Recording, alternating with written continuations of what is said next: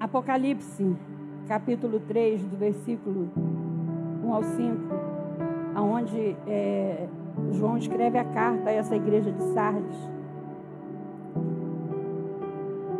Como eu já disse, irmãos, eu estava lendo a Bíblia normal, leitura diária, né? De Gênesis a Apocalipse. E às vezes tem algumas passagens que eu paro, eu dobro e eu escrevo fazer mensagem. Só que eu fico e nunca faço a mensagem. E quando eu parei aqui, eu senti algo sobrenatural. E eu realmente, irmãos, eu consegui ler, eu consegui escrever. Teve uma hora que eu não estava conseguindo mais nem mexer com a mão. Eu fiquei com as pernas trêmulas. Eu fiquei, não sei explicar para vocês, assim como João não sabe explicar. Apocalipse é um livro cheio de simbologias. Às vezes é até difícil da gente pregar. Esse livro ele foi escrito por João, o apóstolo amado, um dos últimos apóstolos que ficaram vivos. Porque todos os outros já tinham morrido de forma tremenda. E João, Deus preservou a vida dele, mas ele foi parar nessa ilha, na ilha de Patmos. E através de visões e revelações, das visões que ele teve, das revelações que ele teve, você imagina ouvir a voz de Deus como uma voz de trovão. Gente, eu estou falando só de ler uma leitura. Eu imagino uma gota da glória do Senhor que é na nossa vida. Ninguém fica de pé, irmãos.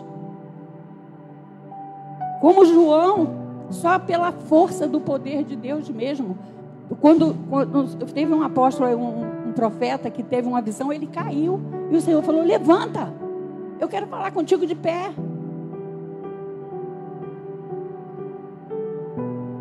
Então, irmãos, João, ele não teve palavras para descrever. Ele não teve palavras. Mas o Espírito Santo, ele avivou a visão de João, para que João pudesse relatar a nós, deixar relatado aqui na palavra, e relatar para mim, relatar para você o que ele estava vendo. João viu.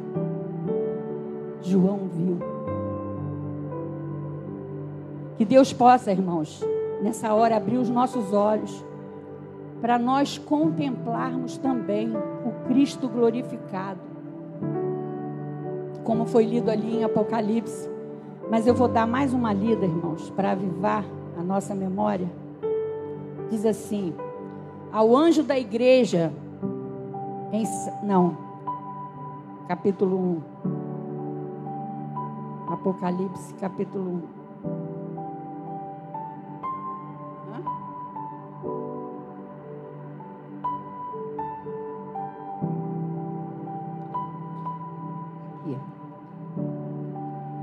Só para avivar nossa memória. Revelação de Jesus Cristo, a qual Deus lhe deu para mostrar aos seus servos as coisas que em breve devem acontecer.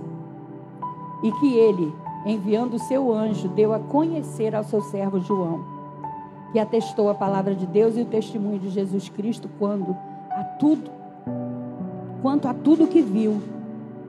Bem-aventurado aquele que lê e bem-aventurado aquele que ouve as palavras da profecia e guarda as coisas que nela estão escritas. Irmãos, isso é um alerta soberano. E esse alerta do nosso Deus não é opcional. Esse alerta não é negociável. Não tem meia palavra. É reto, é direto e reto.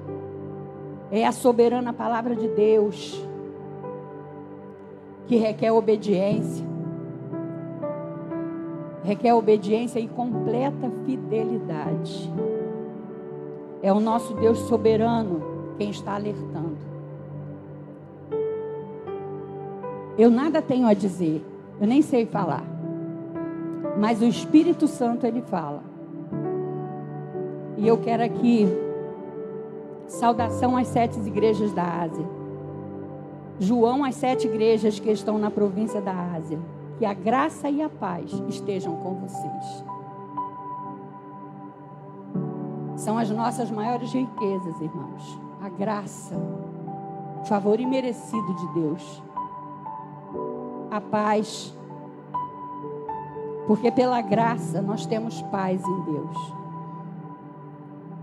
E ele começa a carta assim: são as nossas riquezas espirituais em Cristo, a graça e a paz que estejam com vocês.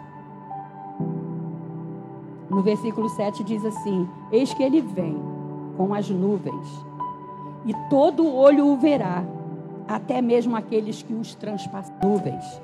Todos, e todo olho o verá, até mesmo meu aqueles olho que verá, o seu olho verá. Todos, e todo olho o verá. Esse é o alerta final, é o alerta urgente do nosso Deus. O tempo é curto, irmãos. O fim se aproxima, ele já está voltando. Eu não tenho outra palavra para dizer. Eu não escolhi palavra para dizer. Ele mandou eu dizer. Amém? Por isso que o alerta é urgente. Eu poderia deixar para o outro domingo, mas eu falei, não, eu tenho que obedecer. Eu não sei nem se eu vou estar viva amanhã, né? Então no versículo 12 diz assim: voltei-me para ver quem falava comigo, e ao me voltar, vi 7 candelabros de ouro. Nós começamos a ver as simbologias aí, né? Os candelabros são as igrejas. Vi 7 candelabros de ouro, e no meio dos candelabros, um semelhante a um filho do homem, com vestes talares, e cingido à altura do peito com um cinto de ouro. Ou seja, ele estava vestido de vestes de autoridade, de poder, de glória. E diz assim: a cabeça e os cabelos deles eram brancos como a alva lã, como neve. Os olhos eram como chama de fogo. Aí para e pensa, Jesus está passeando aqui na igreja.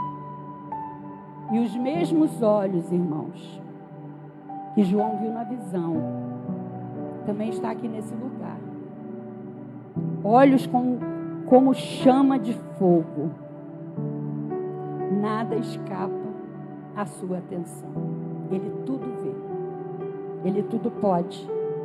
Nada está oculto aos olhos de Deus. A minha vida não está oculta. O que eu faço na minha casa, na minha cama, no meu leito, não está oculto. O que você faz também. Então, irmãos, esse é um alerta final. Precisa ser proclamado até a volta de Jesus, que eu creio que está muito próximo. Então nós vamos ouvir, irmãos, a própria voz de Jesus.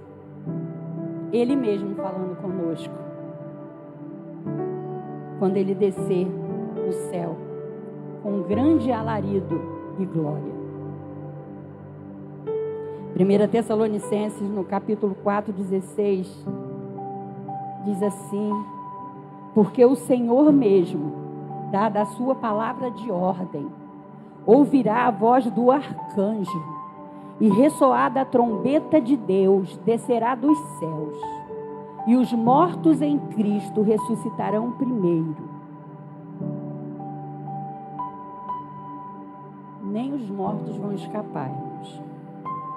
Eles vão ser os primeiros. Eu estive vendo essa semana, aí já vi 2 artistas, eu não sei se vocês já viram, mas eu já vi o Carlinhos Maia, ele falando: gente, eu estou morrendo de medo de Jesus voltar. Eu estou falando palavrão, ele falava palavrão. Ele podia me dar pelo menos mais uns 7 anos, agora que a minha vida está indo tão bem. Mas ele está vindo, estão vendo bola de fogo, o céu escureceu, ele está vindo. Ele botou isso no YouTube. Só tem uma palavra para ele: arrependa-se. Eu só tenho uma palavra para você e para mim também: arrependa-se. Vai procurar as pessoas que você magoou, vai, se conserta. A Jojo Todinho também. Eu vi ontem ela falando. Desesperada. Jesus está voltando. Mas ela falou assim, mas eu agarro no pé do anjo e vou de qualquer jeito. Coitada, né? Ainda vou fazer uma comida para papai lá no céu. Misericórdia, irmãos. Quanta ignorância. Quanta ignorância. Essa é uma mensagem de despertamento, irmãos. Então fique ligado. Muitas igrejas, elas ainda não estão mortas, como a igreja de Sardes. O diagnóstico que Jesus deu para ela, porque ele deu um diagnóstico e uma solução para cada igreja. E o diagnóstico que ele deu para a igreja de Sardes foi que ela estava morta. Tem muitas igrejas que ainda não estão mortas, mas estão adormecidas. Estão dormindo o sono da indolência, o sono da negligência. Está temporariamente acomodada quanto ao perigo. Ela está sonolenta, está até roncando. E Jesus continua passando pelas igrejas. Eu tenho certeza que no mundo todo, em algum lugar, tem um pastor falando isso. Não é porque Israel está em guerra, não. Isso é só um sinal. Porque já há muito se fala que Jesus está voltando. É porque é urgente. Jesus manda dizer que é urgente. Que ele continua passeando pelas igrejas, chamando os crentes sonolentos para despertarem, se levantarem e se preparar para a guerra. Irmãos, estamos em guerra. Muitas almas se perdendo, sucumbindo. Mais do que nunca a igreja de Cristo deve responder a esse alerta. É o alerta final do nosso Senhor Jesus Cristo. O nosso Senhor, a todo galope, com voz de trombeta, Ele está alertando as suas igrejas por todo o mundo. Ele está alertando a cada pastor. Ele está alertando a cada crente. Eu só peço a Deus que Ele encontre aqui, verdadeiramente, irmãos, ouvidos convertidos. Não é brincadeira. É sério.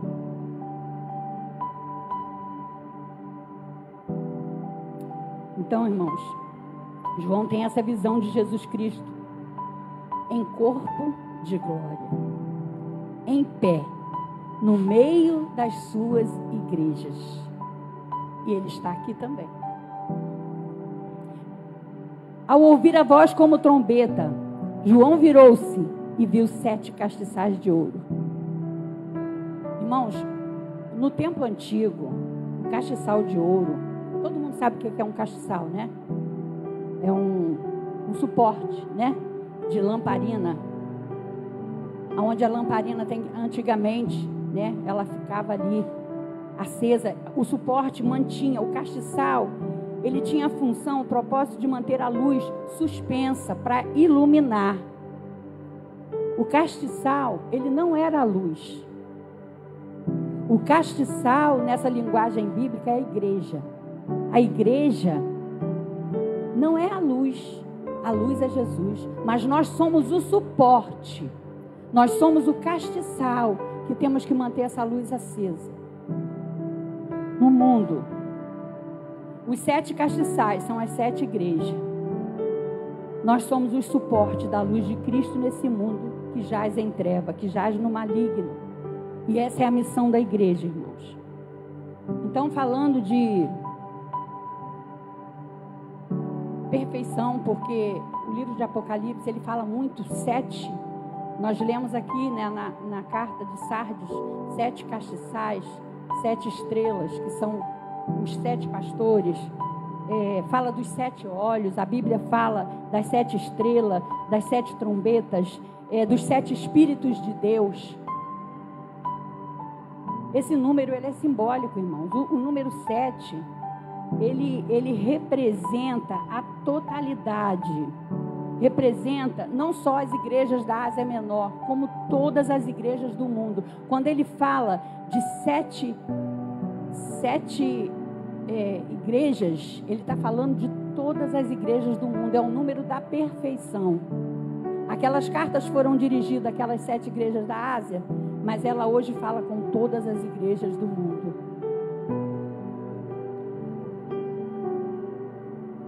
E no meio dos castiçais, no meio da igreja, João vê o Filho do Homem, Jesus Cristo, cabeça da igreja corpo, porque nós somos igreja corpo. Jesus é o cabeça.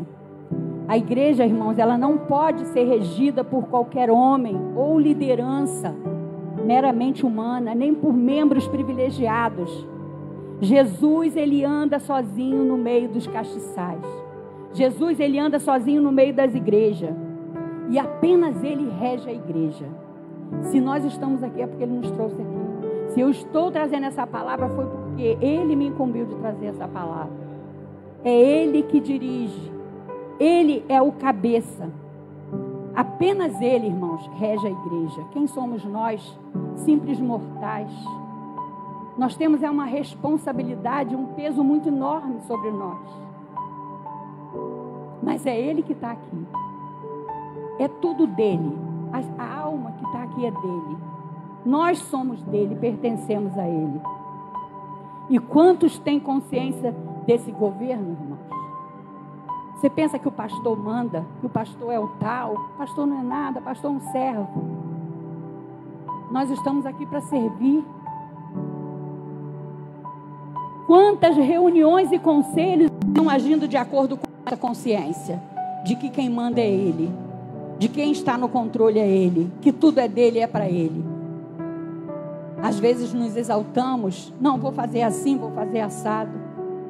Nós estamos na direção do Espírito Santo de Deus. Quantos cultos de adoração são realizados segundo a sua vontade? Não, mas o que? Fulano que vai pregar hoje. Não, quem vai pregar é quem Deus falou que vai pregar. É ele que dá o comando. Às vezes a gente fala, poxa, eu queria louvar hoje, não louvei. O Senhor não permitiu. No momento oportuno ele vai permitir. O culto é dele, o culto não é nosso. Jesus ainda está no centro da sua igreja. Jesus é o eixo. Toda a igreja precisa passar por ele. Nós precisamos passar por ele. E essa verdade, irmãos, ela tem que governar nosso pensamento. Essa verdade tem que governar nossas palavras em todos os momentos que nós nos reunimos. A reunião é dele, é para ele, é para adorar ele, é para a honra e glória do nome dele, é para que ele venha fazer o que ele quer na casa dele. E é dessa maneira, irmãos, é dessa maneira que João vê a Cristo. Cingido de vestes majestosas, adornado de absoluta autoridade. Somente Jesus pode controlar as igrejas. E ele chama seus pastores, ele acrescenta membros, não como eu já ouvi dizer, quem traz e quem tira é o Senhor. Não, ele traz, mas quando chega aqui, nós temos a obrigação, o dever de ajudar aquela vida a ficar de pé, a caminhar. Aí a igreja entra em ação, mas quem traz é ele. Quem acrescenta membro é ele. Quem faz crescer é ele. Quem abençoa os ministérios é ele. Quem purifica os fiéis é ele. É ele que expande as suas influências, é ele que provê as suas necessidades, é ele que derrota os adversários. Louvado seja o nome do Senhor. Em Mateus capítulo 16, 18, diz assim: edificarei a minha igreja, e as portas do inferno não prevalecerão contra ela. Irmãos, ele é o edificador. E nós somos seus instrumentos. Nós somos apenas instrumentos do Senhor. Cristo fala hoje às igrejas com voz de trovão. E sua palavra chama ao arrependimento. É isso que ele quer falar. Essa palavra de Deus à sua igreja: arrepende-te, arrepende-se, se afasta do mal, volta o seu coração para Deus e a sua vontade para Deus. Sujeite-se aos seus mandamentos, obedeça. Tenha um coração contrito diante de Deus, quebrantado, um coração humilde, um coração manso. Se humilhe diante do Senhor. Nós estamos vivendo, irmãos, como no tempo de Noé. Parece que está tudo bem. Está tudo bem. Igual disse o Carlinhos Maia. Poxa, agora que está tudo bem. Irmãos, vai estar bem quando a gente estiver lá. Aí está bem. Aí vai estar bem.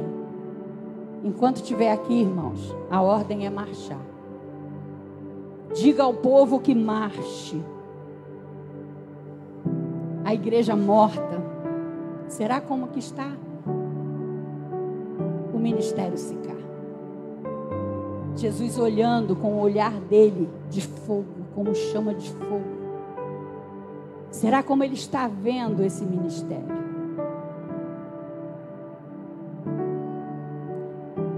Irmãos, igrejas são como pessoas.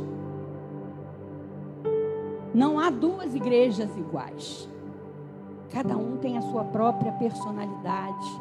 Cada igreja tem a sua forma, o seu tamanho. Cada igreja possui as suas próprias forças e fraquezas. Vivendo também em lugares diferentes. Quem veio de outra igreja sabe disso, né? Bom, mas minha igreja era assim, mas minha igreja fazia assim. É outra personalidade. Deus trata cada igreja da maneira dele. E não é diferente com o ministério Sicar, né, irmãos? Por isso Deus enviou uma carta a cada igreja. E cada carta é específica. Cada carta é feita sob medida para aquela igreja. Se Deus falasse com o ministério Sicar hoje, qual seria o diagnóstico? Nós temos ideia? Você tem ideia de qual seria o diagnóstico para essa igreja? Ao observarmos, irmãos, o caráter de cada igreja, nós vemos que 2 eram boas. São 7 igrejas. 2 ele diagnosticou como boas: Esmirna e Filadélfia. 2 eram muito má: Sarde e Laodiceia. 3 eram em parte boa e em parte má, que era Éfeso, Pérgamo e Tiatira. E Deus, ele dá um aviso enérgico ou uma consolação amorosa a cada uma delas, assim como ele deu a Sardes, conforme a necessidade da igreja. Eu não sei porquê, no meio de 7 cartas, 7 igrejas, o Senhor me fez parar nessa. E eu sinceramente, irmãos, é Ele que está me sustentando. Porque eu não sei explicar como João também ficou ali sem ter palavras para dizer. Foi muito forte. Éfeso era uma igreja grande, era uma igreja poderosa, mas ela estava perdendo o primeiro amor. Foi o que o presbítero falou aqui. Como está o seu primeiro amor? É tão lindo, irmãos, o primeiro amor, quando nós nos convertemos. Que coisa gostosa. Eu consegui ler uma Bíblia em 3 meses. Uma fome desesperada da palavra de Deus. E eu lia andando, eu lia no ônibus, eu lia sentada no banheiro, eu lia no almoço, eu lia no ônibus. Eu consegui ler a Bíblia toda em 3 meses. Mas, irmãos, não é assim também que a gente aprende. Porque ler, nós precisamos da revelação do Espírito Santo de Deus. Mas é bom ter sede. Quando nós estamos apaixonados, é assim mesmo. E você está apaixonado por Jesus ainda? Como está o seu amor? Esmirna era uma igreja pobre, era uma igreja sofredora. Ela enfrentava o martírio naquela época. Pérgamo era uma igreja que tolerava os ensinadores de imoralidade. Tiatira tolerava também Jezabel. Filadélfia era igreja pequena, mas era fiel a Cristo.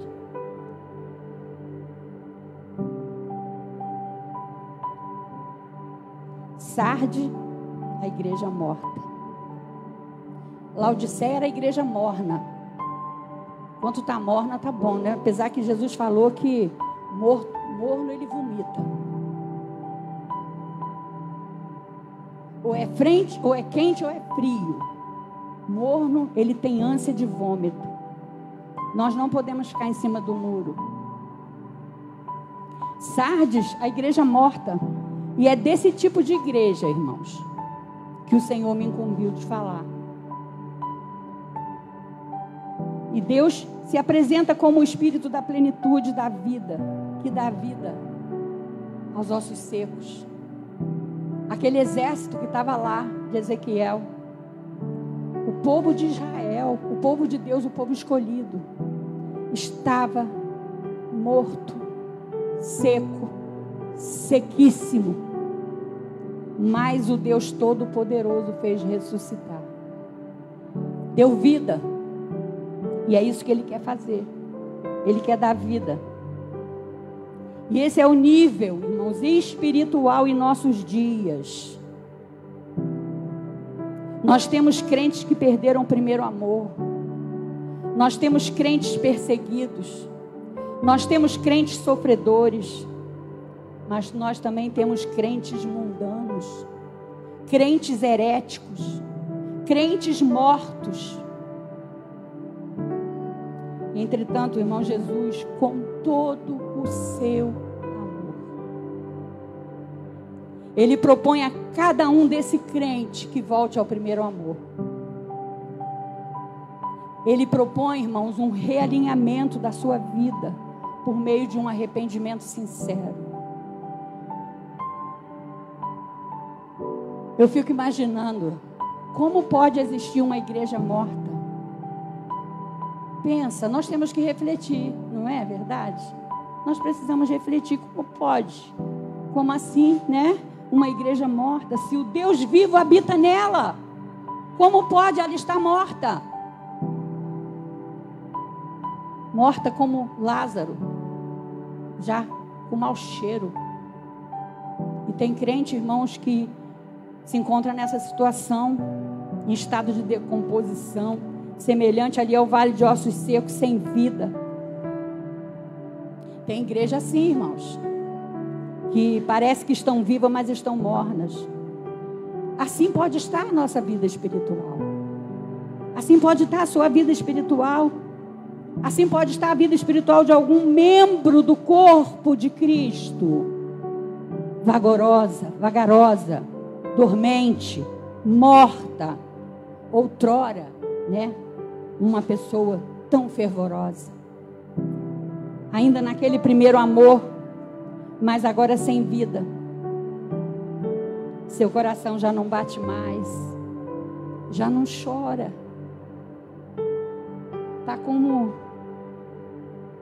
Está seco. Não consegue sentir a presença do Espírito Santo.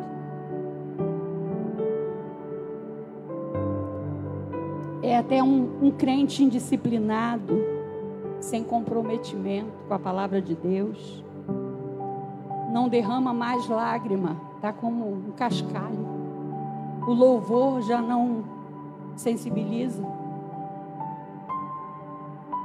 Essa era a igreja de Sardes, irmãos, igreja de grande reputação, mas que agora se encontrava naquela situação terrível. E ao se dirigir a essa igreja, Jesus deixa um recado muito áspero para a igreja e para nós. Ninguém pode vê-lo, mas Deus pode. Os seus olhos estão como chama de fogo. na sua igreja. Nada está oculto a Deus. Ele vê os lugares mais profundos e secretos da igreja. Ele sonda teu pensamento. Ele sabe antes mesmo de você abrir a tua boca o que você vai dizer. Tem que ter temor a um Deus desse. Porque nada é oculto a Ele, irmãos. Todas as coisas estão nuas e patentes aos teus olhos. Aos olhos daquele com quem vamos ter que tratar. Com olhos de fogo. O remetente, ele diz assim: o que tem os 7 espíritos. Jesus, ele se declara, irmãos, ser o que possui os 7 espíritos de Deus. Como eu disse aqui, isso não significa que haja 7 espíritos. Não existe 7 espíritos. Há apenas um Espírito de Deus. Mas quando o Espírito chega, ele vem pleno e ele vem com perfeição e ele vem com poder. Por isso, 7 espíritos. Apenas um espírito cheio de energia, irmãos, pode influenciar corações. O Espírito de Deus. Apenas um espírito cheio de energia pode dar energia ao louvor. Ele pode falar com você através do louvor. Apenas um espírito cheio de energia pode convencer do pecado. Apenas um espírito cheio de energia pode quebrantar, pode tirar o fardo, pode habilitar ministros para fazer a sua vontade.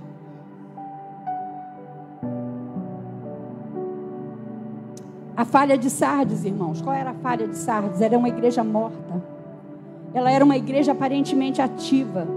Ela tinha todas as características de um ministério dinâmico, mas estava morta. E como está, irmãos, a sua vida espiritual? Como está? Eu não vou perguntar se está como a de Sardes, que estava dormente, apática, seca, morta, sem ânimo, sem o fogo do primeiro amor. Nós precisamos, irmãos, meditar na palavra de Deus todos os dias. Arrepender-se. Experimentar o avivamento, o reavivamento. E Deus, irmãos, rapidinho eu vou falar. Ele dá 5 chaves para o reavivamento. Ele diz em Apocalipse 2:3, primeiro ele diz acorde. Acorde. Jesus diz à igreja de mortos-vivos, acorde. Quando estamos espiritualmente mortos, precisamos de um balde de água fria. Já viu quando a pessoa desmaia? Você, para acordar ela, você está com um balde de água fria nela? Precisamos de um alarme divino para sairmos dessa dormência. Precisa haver consciência, irmãos, de que algo está errado. Precisamos admitir perante Deus que algo está faltando. Então admita que você precisa de um despertamento espiritual. Segundo, a segunda solução que Deus dá, tome a dianteira. Nós temos que nos voltar às bases da vida espiritual. Estudo bíblico, oração, adoração, comunhão, estarmos ativos. Isso é estar vivo. É a igreja que trabalha, é a igreja que ora, é a igreja que caminha com as pernas no mesmo compasso.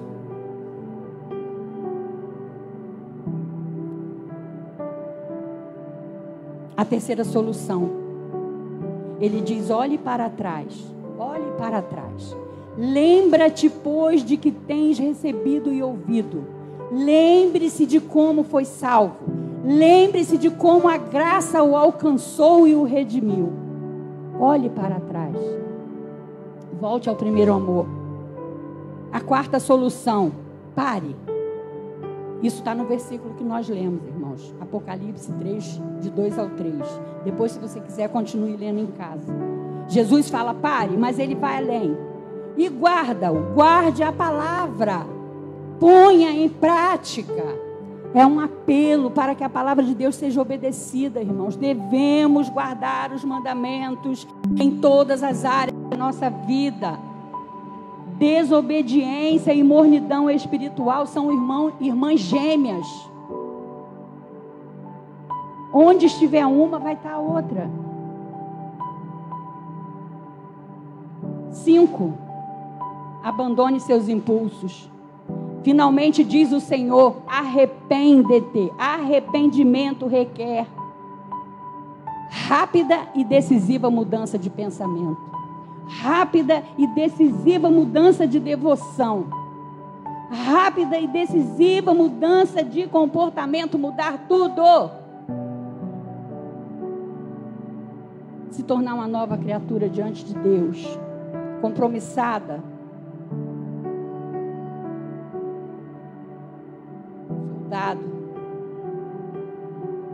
Soldado.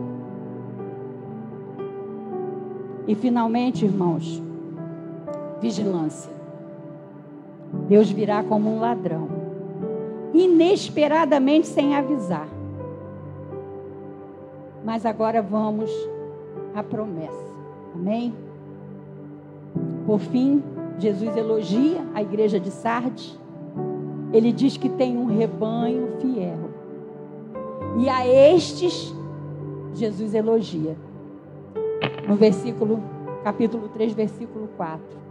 Ainda havia em Sardes, irmãos, crentes espiritualmente vibrantes, que permaneciam vivos e acordados na fé, que abstinham-se das impurezas, que não estavam compromissados com o mundo, que andavam com as suas vestes brancas, que recusavam-se a manchar-se com a sujeira do mundo, por não haverem cedido à tentação. E Jesus promete a esses crentes túnicas brancas celestiais. Oh, glória! E aí eu te pergunto, em que grupo você se encontra? No espiritualmente morto? Ou no dos santos? Está com os problemáticos? Ou você está com aqueles que dão solução? Aleluia. Temos vestes novas e limpas. Nosso nome não será riscado do livro da vida. Na sala do tribunal, Jesus irá confessar o nosso nome diante do Pai. Quem tem ouvidos, ouça o que o Espírito diz à igreja. E o Espírito Santo, ele tem falado, irmãos. Jesus oferece a essa igreja uma nova vitalidade e a restauração da sua paixão a Deus. Mas nós precisamos fazer a nossa parte. Nós precisamos acordar. Não adianta eu ficar orando, a missionária Gislane orando, o pastor Fabrício orando, o pastor Joaquim orando, o presbítero. Aviva, Senhor, a tua igreja. Se você não fizer a tua parte, nada vai acontecer. Nós precisamos acordar, irmãos, precisamos tomar a dianteira, em possuir a Deus, olhar para trás, rever os nossos dias de fervor espiritual. Eles teriam de prestar atenção aos mandamentos, abandonar seus impulsos pecaminosos, a mente e a vigilância na disciplina de Cristo. Isso serve para mim, serve para você, serve para a igreja de hoje, que se encontra em estado de letargia. Desperte, acorde, Jesus está voltando. Eu vou pedir a Flávia para louvar a Deus. Eu peço que você feche seus olhos nessa hora. Se liga no trono da glória. Deixa Deus, assim como Ele me tocou, deixa Ele te tocar nessa noite. E se tem alguém aqui que se encontra nessa situação, precisando de um despertamento, precisando de um estalo, depois você pode vir aqui na frente. E nós vamos estar intercedendo pela sua vida. Se liga com Deus.